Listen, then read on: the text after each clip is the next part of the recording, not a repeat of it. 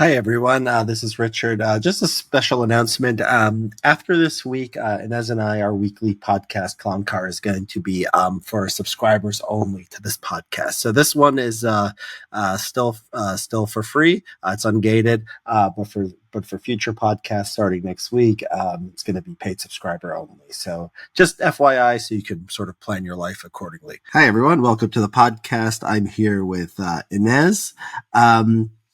And Inez, let's start by talking about what's, sort of sweeping the world right now, the rich men north of Richmond. I don't know, I've tried not to have just as many mindless Twitter controversies these days. So I haven't even talked about it on Twitter, or I might have mentioned it only once or twice. I just didn't feel like dealing with it. But what's your take on this thing?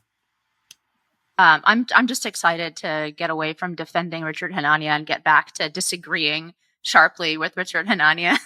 You don't know what my take is yet. You don't know. I could love this guy. I could hate him. I don't know your take either, actually. Yeah. So I as you may or may not recall, and I think I did talk about it on this podcast, I sharply criticized Sound of Freedom because I thought it was just objectively bad. This I don't think is objectively bad. I think there's a reason that people are resonating, or people find themselves drawn to the lyrics. It's certainly not sophisticated, but good music. It doesn't have to be. I think there are elements of a good song here, and more than that, the phenomenon around it. It reminds me very much of both the Tea Party and the twin movements, the Tea Party and the Occupy Wall Street.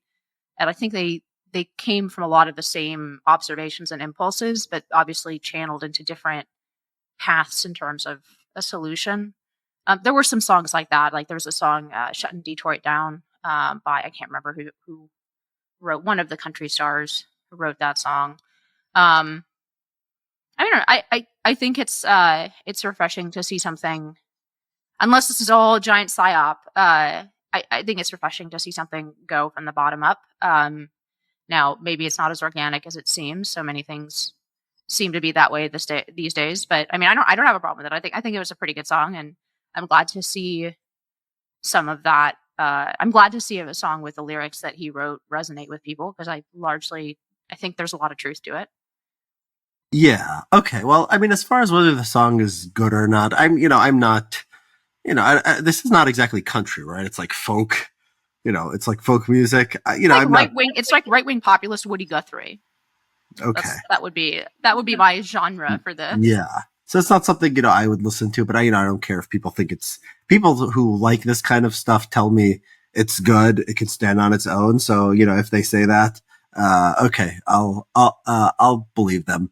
As far as whether there's an actual, I think there's a couple of things here. It's the message of the song, and then it's the reaction to it. So you see these people on Twitter, Benny Johnson, and these people are just so excited. They just love this song. It's speaking some kind of, truth to power. And it's, it's just this kind of okay, he's, a white guy who's rural, and who doesn't like, elites, and okay. And that, that's fine. And you don't like, liberal elites either. But what's the message? He talks about minors, he has some reference to this Epstein thing. He talks about fat people. I actually think that in writing, that's pretty clever. It just doesn't work because it sounds the same when you're singing it, but minors and minors, I didn't get it. For people who haven't heard the song, he's juxtaposing minors on Pedo Island, right? Jeffrey Epstein, and minors, people who. Yeah. Yeah. You want to play the song is a minute, isn't it? You want to play it's 2 minutes. You want to play just some of it for the audience? We could. I don't know how I would do that. Well, no, I'll do it here. Digitally. You're going to have to do that. Okay. I'm doing it.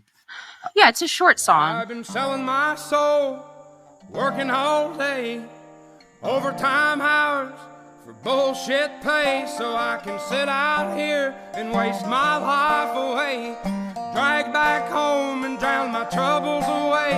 It's a damn shame what the world's gotten to for people like me, people like you. Wish I could just wake up and it not be true. 18 million views on this. Wow. Looking at the YouTube. Living in the Number new one trending on world. music. So yeah, this is pretty big. With an whole soul. I just want to get to the minor. Rich men north of Richmond, Lord knows they all just Okay. wanna I just got a total message from Inez just telling me that she can't hear it. I'm playing it. I don't know if See if people. it's being recorded or not, but I've heard it before, so really it's you Okay. who has to hear it. Okay, so he goes, yeah, so like he goes, they care about minors instead of caring about minors on a wait, what does he say? I want to find the exact lyric because I don't think it made any sense. Rich Men of Richmond. Okay, because I thought the and it goes,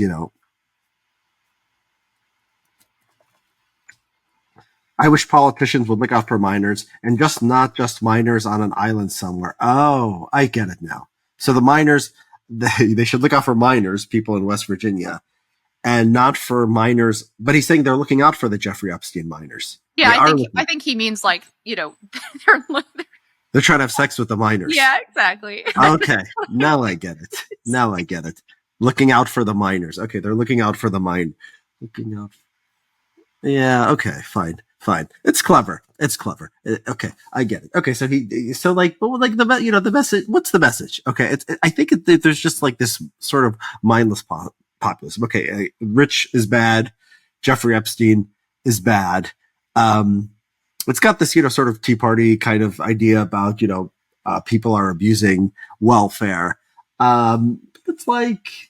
I don't think it's the the worst, I don't think it's like the worst message in the world, but I'm not blown away or impressed by it or taken in by its, intellectual depth or anything. Is there something I'm missing here? I don't know that it's a diatribe against being rich.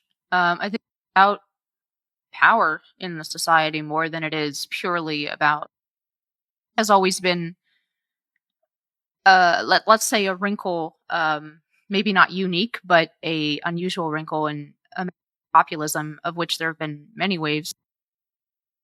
And that is, there's actually remarkably low straight class envy specifically among like working class Americans. I think there's remarkably little class envy, and of course, this is confounded Marxists for decades because they simply, I hear it like there's a long tradition, right? Like, what's the matter with Kansas? Why aren't these people voting on straight economic lines? I think it was Steinbeck who derisively described Americans as a nation of temporarily embarrassed millionaires, like making fun of the fact that people in the working and middle classes in America actually think of themselves as at least potentially being able to become millionaires if they do things right, if they get a little luck, if they work hard.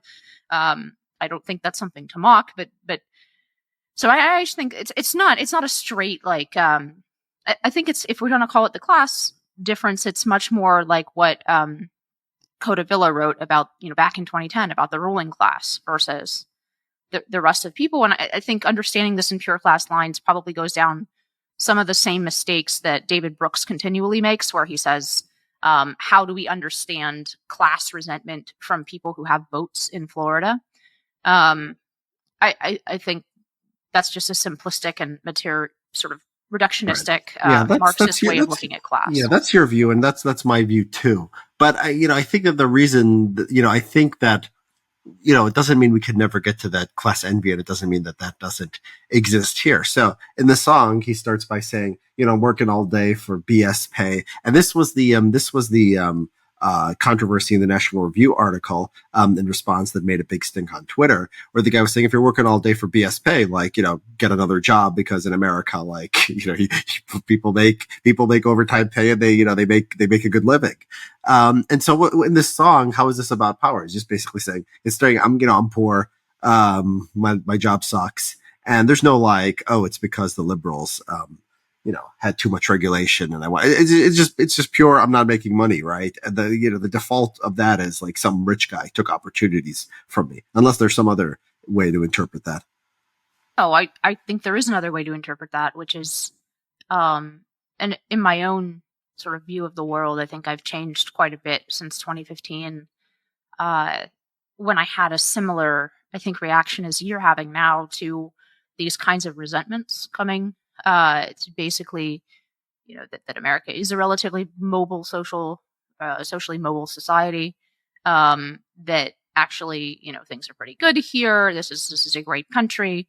Um, and I think that I underestimated the extent to which the game really is rigged policy wise. And now I kind of do tend to see that across different sectors in a very real way, starting with all of the policies surrounding higher education, by the way, that we've talked about before. But um, I do think that there's uh, and to add to that, there has been this enormous swing of people who do have power and money into a particular set of cultural positions, um, in a way that past sort of, I don't know, if you want to go back to robber barons, as the left would call them, or But he's not talking heads of about that. He industry. starts a song with "I'm working all day for BS pay." He doesn't say, "Oh, they're forcing me to, accept use new pronouns and new." I mean, he doesn't say that. He's just No, but saying, I think it adds to the cultural resentment, right? I think the fact that people resent the way, and the second piece of this is really people in the middle.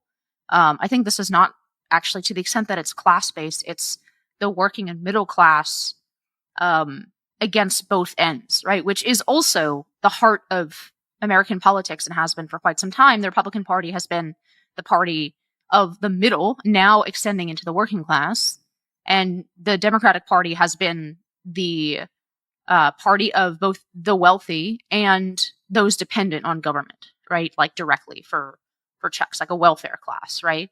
Um, and I don't think that that's hard to synthesize. I mean, obviously, he's making a piece of art out of it, and it's not like a set of policy proposals. It shouldn't be analyzed that way. So I think it's fine, like as a song. But I see where that resentment comes from, and particularly, and maybe this is a good segue.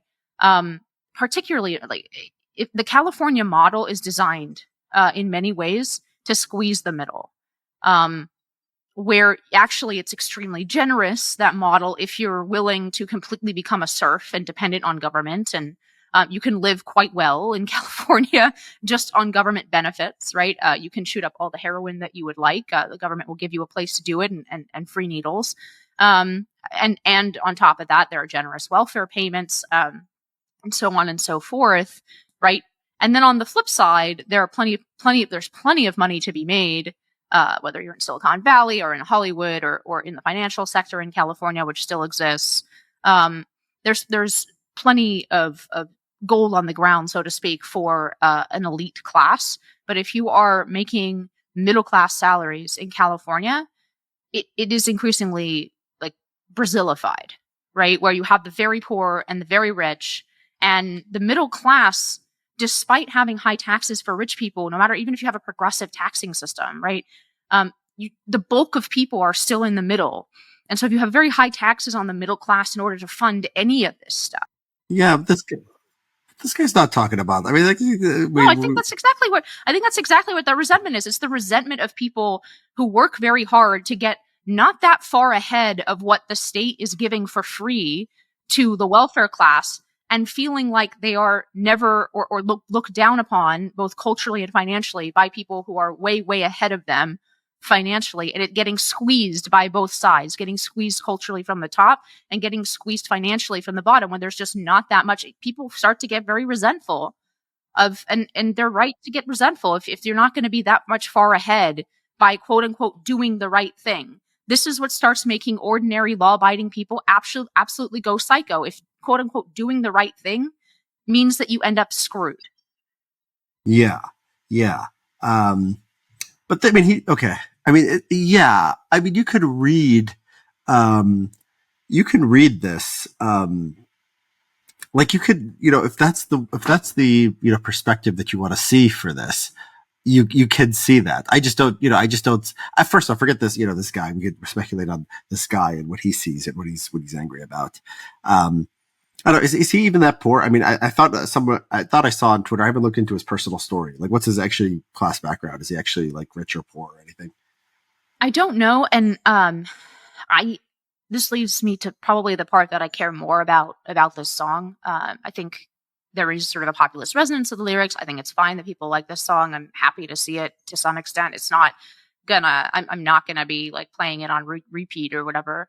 But like my attitude towards it is very much like sort of good for you. But now we see this destructive media coming behind, and I know it started before this, but for me, it really started with Ken Bone. The second that any like ordinary person, normal person, who is not a political commentator, okay, and is not like just an ordinary person who then inserts himself into some kind of political question, whether it's by writing a song like this that has some political overtones, or in Ken Bone's case, right, all he did was ask a question about energy at a town hall debate, and ask presidential candidates to answer a question, which is what those things were for. And then he went sort of internet viral, and then the entire apparatus of the media comes in behind and decides to give these people a colonoscopy on the national stage. So now they've found that this guy, had on his Spotify playlist, some 9/11 was rigged videos or whatever. Like, who cares? Are you voting for him for president? No. It's such a misapplication of the idea of what's newsworthy. And I think it's a very like ugly impulse. Well, I on agree. the part of the media. I agree with that. I mean, the question is why, the question is like, is this actually driving any of the, like, let's say the economy was a little bit, better if whatever, you cut off welfare a little bit, and then you had, so you cut off welfare a little bit, and like, and the cultural stuff stayed the same. You still had affirmative action and gender theory, and all that other stuff. I don't think the economic stuff has anything. I mean, I don't think there's any evidence of that. I mean, there's countries which have right-wing populists who hate elites, who have strong economies. There's countries, with weak economies, that have this stuff. I don't think people are very good. Like your typical, whatever, any person, random person is like good at understanding economics. So like, I don't think like the average person like knows like what a fair system looks like versus what an unfair system looks like. Like, honestly, like, I don't think they know like what's a sensible, like, amount of welfare.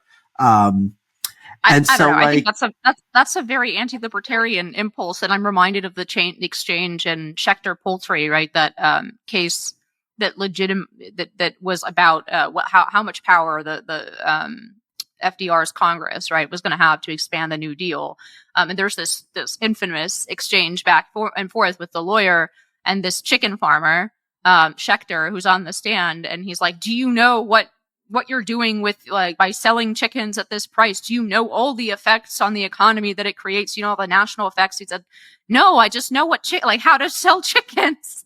Right? It's a very, to some extent, it's a very anti-Hayekian argument you're making. No, I'm not making the anti-Hayekian argument, because you're using an example where someone is sort of against the New Deal, right? And they're sort of arguing the case against central planning. I mean, there's, I think that it just as easily goes in the other direction, where people think that the government should be doing more for them. I think that's just as common. Like a lot of people who don't like welfare, like welfare will pour very poorly, if you just say, give people more money. If you say like guarantee everyone a job, like make work kind of programs, like that stuff tends to be very popular. And so like, I don't think like there is some deep wisdom in the masses. But that's what I say is anti-Hayekian in a certain sense. It's not because this guy is making one argument for one type of economic arrangement and Schechter was making another. It's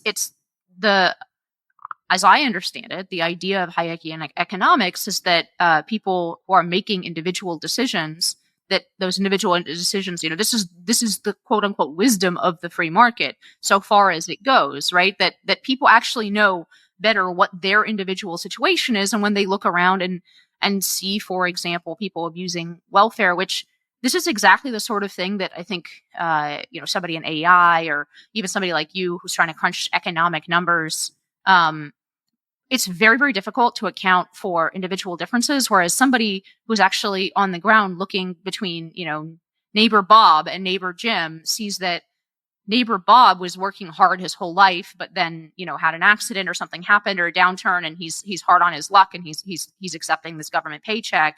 And versus they can see their neighbor Bob, who, Jim, I can't remember now, whatever, has used it as a crutch and has not tried to seek a job, and is essentially living on the public dime.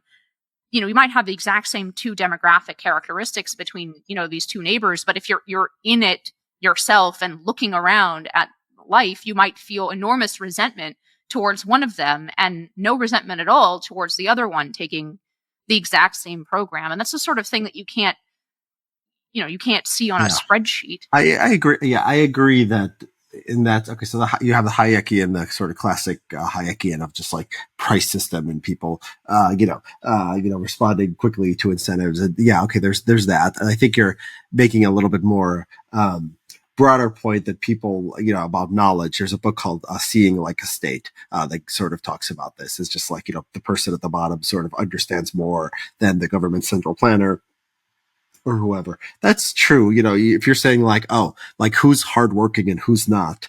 But if like, the question is like, can, let's say Bob, know like which of his neighbors is contributing to society, like, and have more, for example, like I think most people would think that like a white collar job in government contributes something to society, or they might think that like someone who's in some kind of central planning bureau and some kind of thing in the Department of Agriculture that just gives out farm subsidies or whatever, the big brain economist person who I think is probably doing the right analysis can say that that's bad for the economy. But like the person on the ground who sees their friend go to like the Department of Agriculture every day and like give out these subsidies, that person doesn't know that that person who's giving out the subsidies is necessarily harming society. Maybe they're helping society, maybe harming, but it's not like, I think like you need the economist, or you need the sort of outsider perspective, or you need the theory to understand. Yes, they know they're like one cousin is like a bum and like will not go to work, and their other cousin like gets up and brushes his teeth every day and goes and does his job.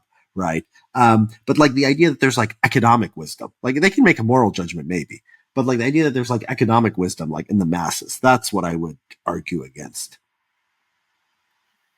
I guess yes and no. It's not that I deny that theory has its uses and places. I guess I have a much more mixed regime sort of perspective on this, where there are certain types of knowledge that the masses do possess. I think that's right too. The question is what are those areas? And there are certain types of knowledge that are best left to the few, right, versus the many, because by nature they're more technical. But and then all of this on top of it has, as you just separated out, right, economic knowledge versus moral knowledge. And even in the case of moral knowledge or virtue, I would never argue that that the masses are on average more virtuous than the elite, or that's always true or something like that. I do think that it's easier to fall into certain moral errors in the elite. And there are other moral errors that are often more common among the masses. I think there are advantages to both. I mean, Aristotle famously saw this, right? There are advantages to different. I guess I'm making an argument for genuine diversity here, which is that the ideal regime harmonizes and synthesizes those different types of knowledge, where the excesses of the elite are sometimes corrected by common sense, and on the ground kind of knowledge that is in the elite's desire to abstract it into theory often misses a lot of the texture, and then sometimes gets so far off the mark that it's no longer attached to reality at all. And we see that all the time in the last 30 years of our elite. And then on the flip side, right, there is something to the fact that the kind of discipline that's necessary to attain certain kinds of knowledge, of wisdom, and even of self, even of like virtue, right, requires a certain amount of like again, like knowledge and time to invest and a certain aristocratic tendencies. And so I don't think, I think this is the goal for the regime is to balance those things. I think America does have a healthy, I think, for example, populism is a very healthy movement for America now. That doesn't mean that I would always be a populist. There have been plenty of populist movements. I can think of 4 that I would count as successful insofar as they elected a president. The first being the Jacksonians, right? Coming in behind what is sometimes called the era of good feelings, but in reality was perceived by much of the country as a congealment of power in the hands of the same people in Washington. So there was this populist revolution that swept Andrew Jackson in, who was perceived, much as Reagan and Trump both were, as this bumbling country party guy who doesn't know what he's doing and can't spell his own name. None of which was true. And then I would say FDR led a very serious populist movement from the left, and succeeded in transforming the Constitution of the United States permanently, probably. And then Reagan was it's easy to forget the Reagan Revolution was a populist revolution. I think successful to a point. And Trump, obviously, and the jury's still out as to how successful the Trumpist movement has been. And there've been many in between. Like there's obviously the know nothings, and there's many like populists sort of bubbling up that died, or maybe they succeeded by just reinserting an issue, often immigration, into the mainstream. So I think of populism as a corrective, and I can't think of anyone more in need of a populist corrective than our current elite. Yeah, I am. I'm divided. I talk nonsense. I talk about populism, in a bad way, and I think as I'm comparing them to other people on the right. Like, but I do. I'm actually divided on whether I think it's overall good or bad for America. Like, I could see the pluses for it. I could see that, like, during COVID, the elites were completely broken. I think, the resistance to a lot of the, excesses of, the corona restrictions, I think, were great. I think, as long as, to me, the important thing about populism is as long as sort of the pro-market people are in charge, like the Tea Party was a populist movement. I think there are people who are basically socialists of the right who are also trying to harness that populist energy. So I worry about that. But yeah, to me, it's like, like you said, it's very contingent, on what the form, because the populism doesn't have its own, it's just energy, right? It's just energy and its instincts. And it really depends on the people with ideas, that are going to end up. It's energy, because that energy is usually sparked by some common experience. And now we're returning to Men North of Richmond, and why, this song has millions and millions and millions of views. And I would say that it points to a common experience. Now, I'm the last person who would say that in order to be successful and defining success as actually improving people's lives, often that kind of energy has to be refined and often by leadership in a mass movement, right? It has to be transformed into something more concrete that actually delivers results, and often an amorphous bottom-up movement is not the best vehicle for that. But it comes from a knowledge of a common experience. And I guess what I don't agree with, whether one likes this song or not, is the kind of contempt for, like, if this is resonating with so many millions of Americans because they feel that it somehow connects to the way that they experienced life in America for the last X number of years, there's likely something to that. I mean, but yeah, you can say the same about Insane Clown Posse or, NWA. I mean, just not everything that connects with, millions of people is necessarily good for the country. And so maybe in this case it is, or maybe it's not. It's just sort of I'm not saying anything as reductionistic as that it's automatically good for the country. I'm saying there's probably something true and common that's sparking so many people. And yes, I have a high opinion of my fellow citizens. And I think that it's likely that if so many millions of Americans specifically are resonating with some idea, it doesn't mean that I cede my own judgment of whether that's a good or bad idea in some like deference to the oracle of the masses. But I do think it probably is reflective of something real. I don't think of Americans as incredibly like as a people in terms of cultural traits. I don't think of Americans as a particularly class resentful people, for example. And so when you have mass class resentment in America, there's probably something to it. Now, maybe the solutions that catch fire are not good ones. I don't know. You'd have to like actually have a more refined idea of where that populist energy is going before I could even decide if I think it's good or bad. But I don't like the dismissiveness of it. I don't think I don't think that Americans have shown themselves, you know, like easily whipped up by the basest of sort of impulses. Like I don't think Americans, like for example, are excited to like go do pogroms, right? Like that's just not part of our history. It hasn't ever been part of our history. I don't think so. Yeah, I agree with you that Americans are not particularly class resentful and probably are one of some of the lowest in the world. That being said, I still think there's too much class resentment. Like I think that like even the human baseline is like too high. So that's just sort of my perspective. So I still sort of look out for that in the culture and still don't like to. I want to preserve that. I don't want to see like movements and songs and ideas and cultural memes that try to push people in the other direction because there's always people trying to change the culture. The culture is always fluid. It's always changing, and you don't know what it's going to be 20 or 30 years down the line, right? Yeah, I mean, yes, but again, so Patrick Deneen, actually, who I find to be the most serious of the three, what is it, the most popular, like, Vermeulen won't debate anyone. I mean, I like him. He seems like a nice guy, but he doesn't seem to think he needs to debate anybody at all. It doesn't seem very nice to me, but yeah, maybe a different experience. I don't know. He's very quick to like block people. He doesn't engage with people, which I even, and he'll hide behind the idea that like, oh, debate is this liberal construct, right? Why should I have to?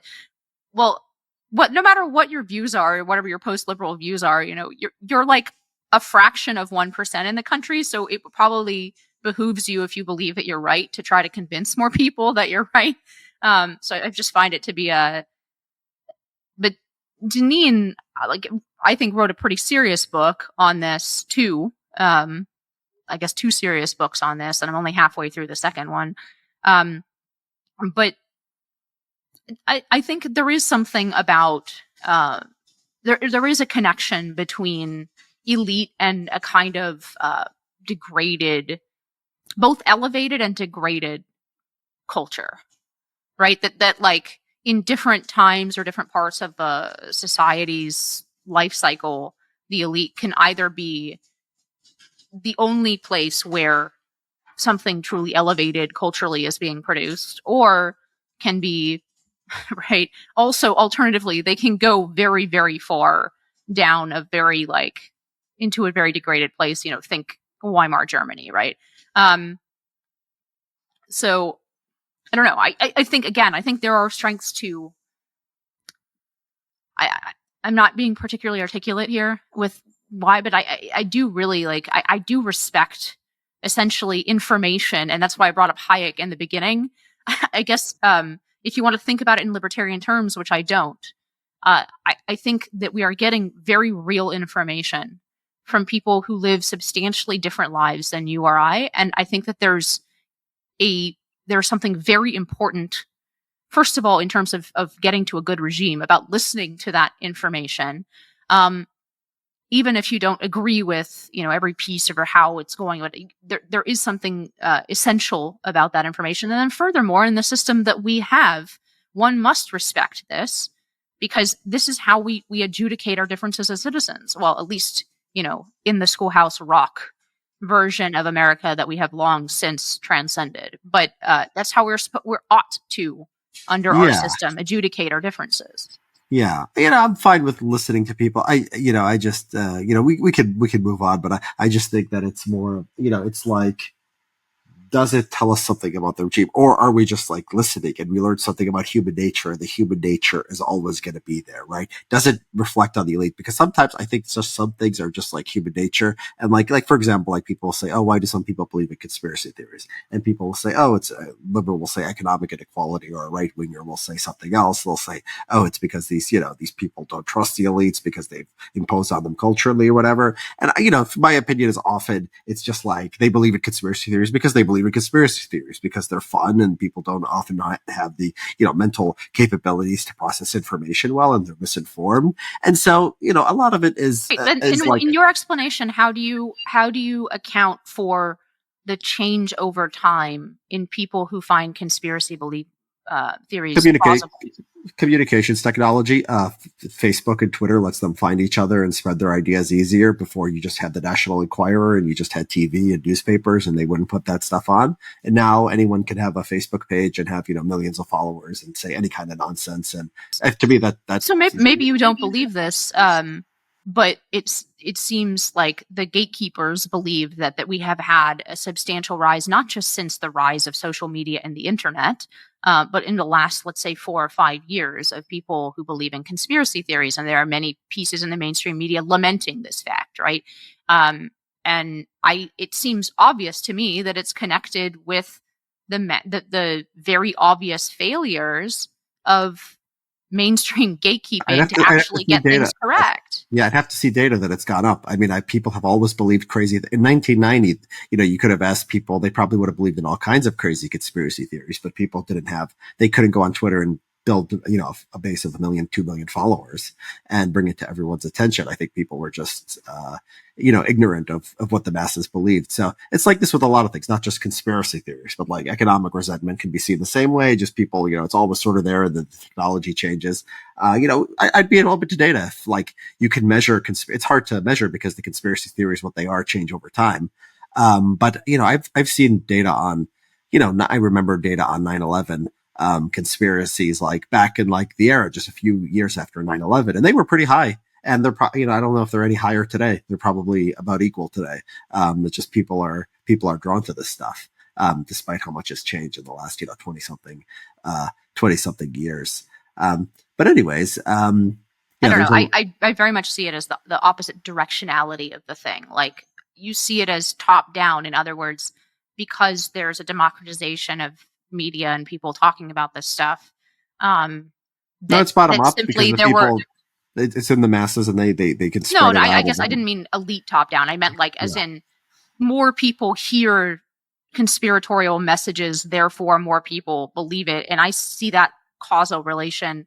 And I don't know how one would even go about like adjudicating this empirically, which one of us is correct, but I see it very much the opposite way, where people are seeking out alternative sources of information because they're so fed up with the lies of the allegedly, legacy or mainstream information sources that have proven themselves repeatedly over and over again to tell, completely nonsense. And I know to some degree that you disagree with this and you think the media is more honest than people think it is. I don't. I mean, the number of major national stories that the news media has gotten wrong, like factually wrong, just in the last 5 years, important stories, not like little, whatever. Unquestionably, there are many. Yeah, you're right. I think there's just more people seeking out alternative sources of information, and some of those sources of information are Alex Jones, right? Yeah. Well, Alex Jones is just funner than ABC. I don't think if ABC was 100% honest,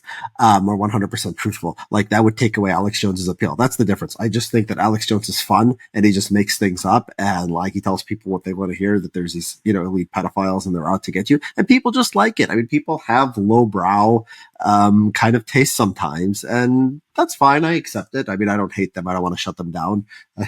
I enjoy Alex Jones. I think he's funny. But I just think I don't hate Alex Jones either. But I think there is something to the fact that many more people find Alex Jones plausible. Like, and I guess this is an empirical question. The question is, does the appeal of somebody like Alex Jones increase with the obvious failures of mainstream sources of information? And my gut instinct is yes, by quite a bit. I think there are probably a few issues. Like, I think so my opinion is a little bit more nuance that just like it's just always there. It's like, yeah, I think the gender stuff, I think the race stuff, I think the gender theory drives people crazy. I do think it drives people against elites. The economic system and like this sort of, I think there's probably like three issues. I think people think like elites are just, they are crazy on race. They apologize for like crime and they dislike, they have this anti-white prejudice. I think that they think that elites are crazy as far as gender theory and this other stuff. And I think that like, that's like 90% of like the probably they dislike immigration too. Well, I mostly like immigration. So, I mean, even this is one that I disagree with, but I think a lot of people just don't like immigration. And so I think just like a handful of issues does actually inspire a backlash and make people dislike, the media and dislike elites. I just don't think it's like everything about the system. I think like whatever, like the regulatory state, if it was one way instead of another way, like, I don't know if that would like make a difference. That's harder to prove. I think it probably comes down to something that's continually sliding in every measure we have, which is trust, right? If I don't think it's so much about, yes, each one of these things that you highlighted is a hot button topic on which lying was important, right? But I think whichever one of those topics, eventually people just assume that somebody is maliciously lying to them, right? And it may not be maliciousness in many cases. It may be incompetence or simply the kind of blind ideological bias that leads people to, all of us to some extent, like to make leaps that aren't justified by the underlying facts, right? But I think at some point people naturally conclude that a certain source of information is lying to them, and that is a rational conclusion. But I can see how operating with that rational conclusion in the world leads you then to sources that, may lie to you about other stuff, right? Like they may tell you the truth on this thing that the mainstream lied to you about, but, they may lie to you on something else. Like this is a Wild West media landscape, which I think is a good thing, the democratization of media. But I don't know. This seems very like clearly connected to me. The failure of the main networks to competently cover not just the stories you listed, but I think like they just pile up on each other. If it were one or two or three, right? Like I think the accumulation of the lying always in one direction, right? It's like the grocery receipts. You always get overcharged, not undercharged, right? Like the mistakes all go, quote unquote mistakes, all go in the same direction. And at some point, people simply conclude, and I think completely rationally, like these people are lying to me. I'm going to seek out the people they say are lying to me because maybe they're telling the truth. Or they simply just Google and find somebody who's saying, that's why I say I think it runs the opposite direction. So I think more people find conspiratorial figures because they Google something like real story about COVID because they become disillusioned with the story they've been told. They find someone who gives a cogent explanation that makes a lot more sense than the mainstream explanation. And then from then on, they trust that person more. Right. So that's why I'm saying I think it's the directionality, I think, runs the other way. I don't think it's because there are more of these figures than there were before saying wild sort of things about the way the world is constructed. I think it's that people are finding them and creating them, and in fact, creating an enormous demand for it because they're looking for alternative sources of information because they've become disillusioned. Mm-hmm. But yeah. I don't know how we would empirically prove this other than rates of people who believe in XYZ conspiracy theory, which is always difficult to prove because first you have to agree on which things are conspiracy theories before you measure it. And you have to measure how bad the media is at any particular point in time. Yeah, there's a lot there. Okay, let's. I wanted to have significant amount of time for your article in the Blaze called "California Republican Party Surrenders to the Left: A New Party Platform." Now, I live in California. I think we have the last statewide official. I think someone might have won in the last election. Do you know this? Last California elected statewide? The last Republican who won, you mean? Yeah. Not many. Yeah, it was Arnold Schwarzenegger, 2006. So yeah, that's a very bad record. Arnold Schwarzenegger hardly counts. someone on the right. Yeah. I mean, well, that's the question, right? Because okay, so your article, it talks about how they soften their views on gay marriage, on abortion, on voter ID, and a few other issues. And like to me, you have to do something, right? If you're the minority party, like Larry Hogan, right? You might not like some things about him, but he was a popular governor in Maryland. Vermont has a very popular Republican governor. New Hampshire was Sununu. So it's possible. Republicans do win statewide offices in some states. And what all these guys have in common? I mean, they're not people who could win a Republican presidential primary, obviously. So, I just think, I think I'm pretty much fine with it. I mean, not on every issue. There are probably some issues where they could have, held firm. Like you talked about, they adopted the left's language on homelessness. I think you can probably be a successful party and be a little bit harder on the homeless. But overall, like the question of whether like state Republican parties should moderate, I think it's generally, a good thing. So do you disagree with that? So first, let me say, I'm not against running moderate Republicans in modern states, for example, that are blue or purple, necessarily as like a blanket rule. But in California, so first of all, it's quite extensive, the list that they're surrendering on, or like maybe on abortion, you could make the case that it's such a like hot political topic now after Dobbs. It's really been helping the fortunes of the Democratic Party. Okay, maybe, I mean, it's you're certainly going to be stabbing a large part of your own base in the back, but there's like a political calculation to be made there. Something like gay marriage also is obviously overwhelmingly one direction, although I will point out that they didn't just drop the opposition to gay marriage. They dropped all of the language around the traditional family. So the Republican Party in California cannot even say something like the best environment for children to grow up in is their biological married parents, right?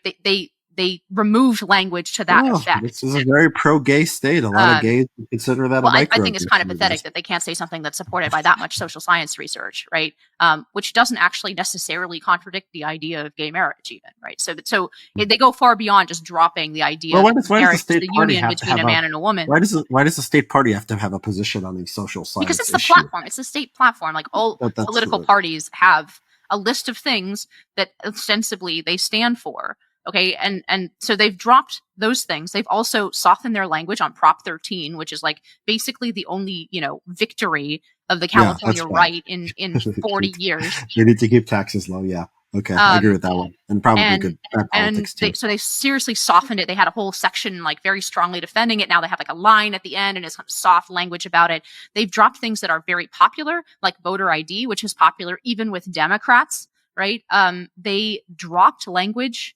They had some actually very prescient language in their last platform, the one that's being revised now, on how, in that family section, some pointed language about the fact that, education should not be used as a vehicle for social and political indoctrination. They dropped that, even though that's I would say that's like a very grassroots issue that pulls in a lot of moderates. It pulls in, and finally, on top of all of this like giant surrender caucus, changes that they've made overall, and in argument to what you're saying about Sununu, that's his name, right? Sununu.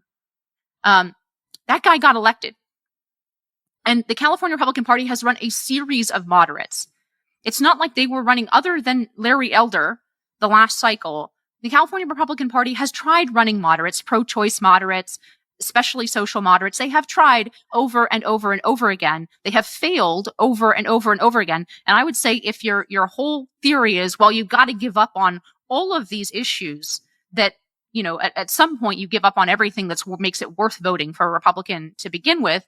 But you're telling your base essentially, you got to sacrifice some of the things you care about so that we can get someone elected and do some of the things that you also care about, right?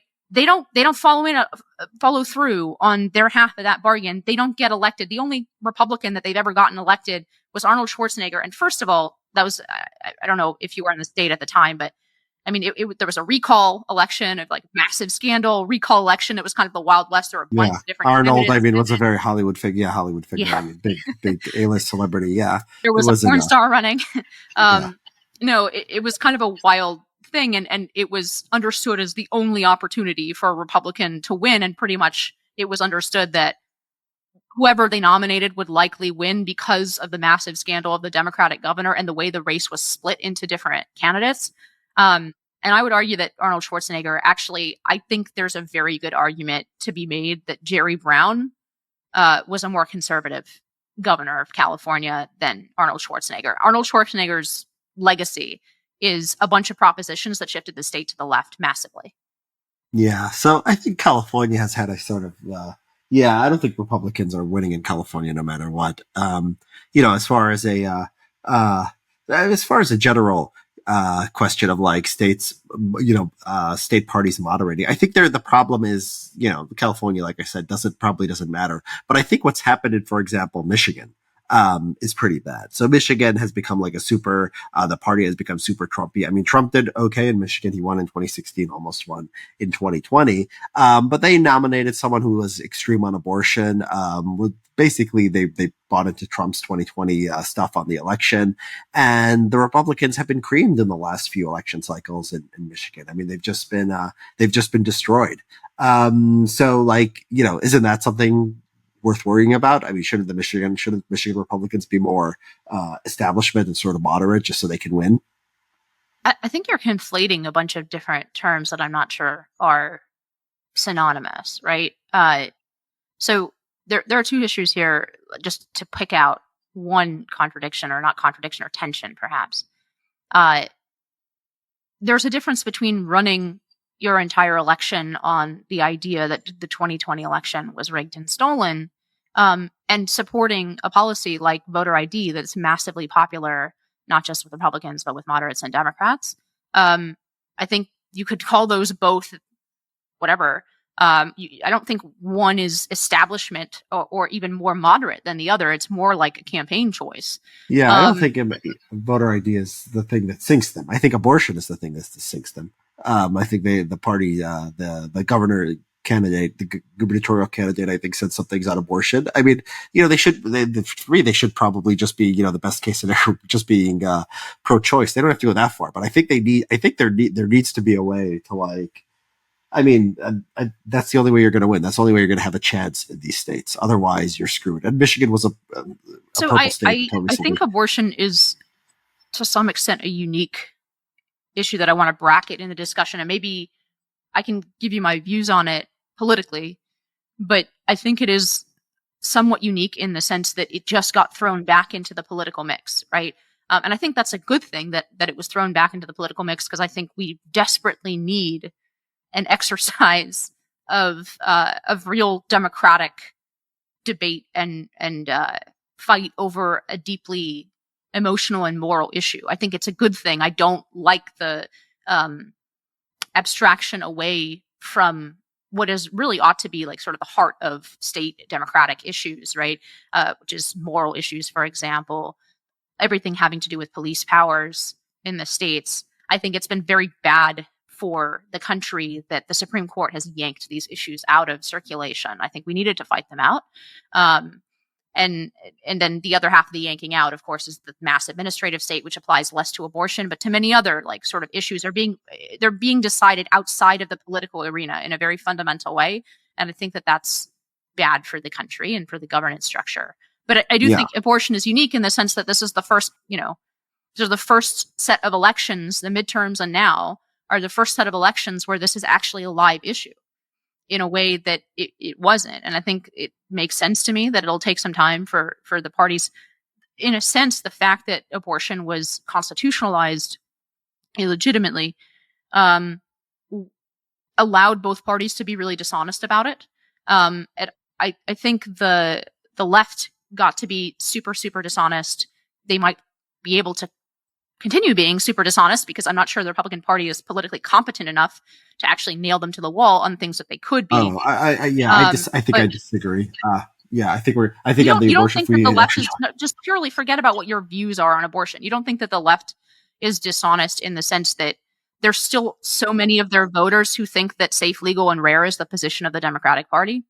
I think that the voters, I think both parties have positions on abortion that are extreme, but I think the liberals extreme position, if people are forced to choose, and I've read this before, between the liberal extreme position, which is abortion up to birth and maybe even afterwards, and the conservative one of like actually having the government in there, I think people are going to go with the left wing position. I don't think many people care about late term fetuses. I mean, I just don't think they do. They'll say in a poll that like, okay, after 16 weeks, that's the moderate position, but people are not fooled because they know that as soon as you have 16-week ban, they know that the pro life movement wants to go further than that, right? I mean, they'll tell you that themselves. And so, yeah, I think it's just always going to be bad politics for Republicans, because when people are forced to choose, okay, are you going to give the pro-life people or are you going to give the pro-choice people too much power? They're always going to give the pro-choice people too much power. I think that the referendum show that. I mean, always is a really every nicer referendum, word than what I'm thinking, but like always is a ridiculous word to use with regard to democratic politics on any kind of issue.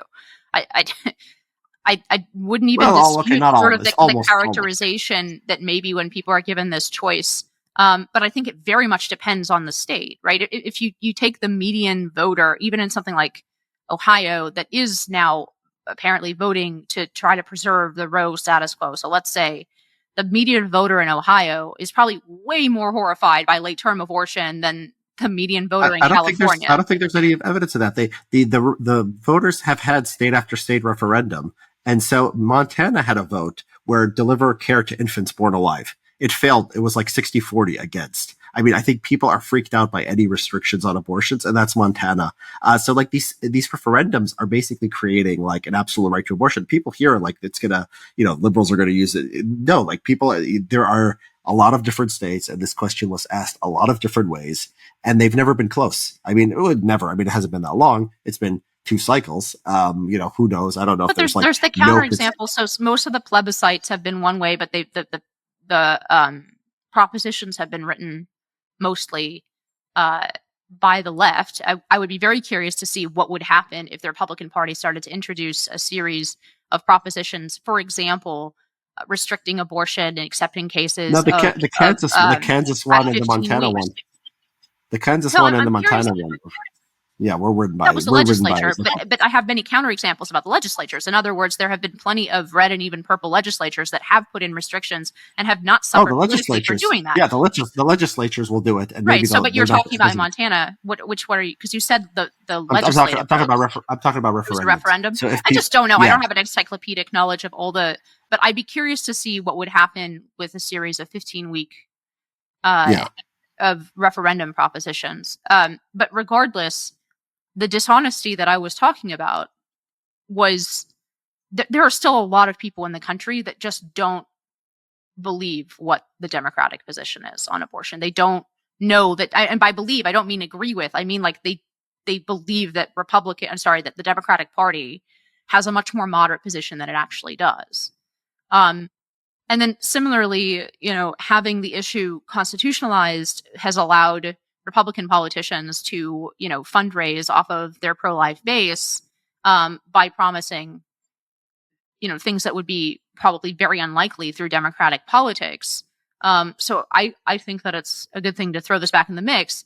That being said, all of this discussion about abortion, I think, is unique for specific, like as in this was an issue that was completely illegitimately stolen out from under the American people to have all of the debates about where they want the line to be since 1973. And it's only been back in circulation in politics for like a year and a half. And I think it's probably, I think a lot of the hysteria around it will probably die down, especially because people don't know what Roe codified either. They don't know what Casey codified. I think people are going to probably take some time to consider what they think on this issue. And I think we're probably going to end up with a patchwork of laws where you have that reflect the views of people, which is, in New York and California is going to be extremely liberal. And in a lot of red states is going to be quite restrictive, probably not as restrictive as the pro-life movement has been promised for the last 30 years by Republican politicians who would never have to actually take a vote on it. Yeah, I think is where we'll end up. And I think that, there's some states where, like Republicans are going to win no matter what. So it almost, it would be impossible to lose even if they were out of, public, step with public opinion. If you want to moderate a position, like, first of all, the party platform is a statement of what you would want, ideally, right? And it doesn't mean that you run on every single piece of the platform. There's going to be political decisions that there's no binding requirement for your, people elected in the party to vote the way the platform is, but it's a statement about what the party believes going forward. And to that extent, I think it's important. And if you're going to moderate on a series of issues, you better have a really good argument for your base as to why they need to accept that their representatives are not going to reflect the reasons that they're voting for them. And I think there's an enormous gap, again, to return it to trust. The Republican base was told that John McCain and then Mitt Romney, right, were going to win, and they had to accept John McCain and Mitt Romney, who were to the left of them on many issues, because they were going to win. And I think we underestimate how much the base doesn't give a flying about it anymore. This argument about like moderation to win, because Trump won and nobody called him, sort of establishment moderate, even though he has some moderate positions on various policy issues. And I don't think that argument is going to fly with voters. And what California is doing is stabbing the people who actually vote for the party in the back on a failed quixotic attempt that they've tried already so many times. Meg Whitman, pro-choice. And she lost in a huge Republican wave year, by the way. Yeah. Yeah, I think, I mean, that is how the Republican base feels. It worked out well in 2016. It didn't work out well in 2022. So yeah, the base is what it is, and we'll see what happens. Okay. We'll see you next week.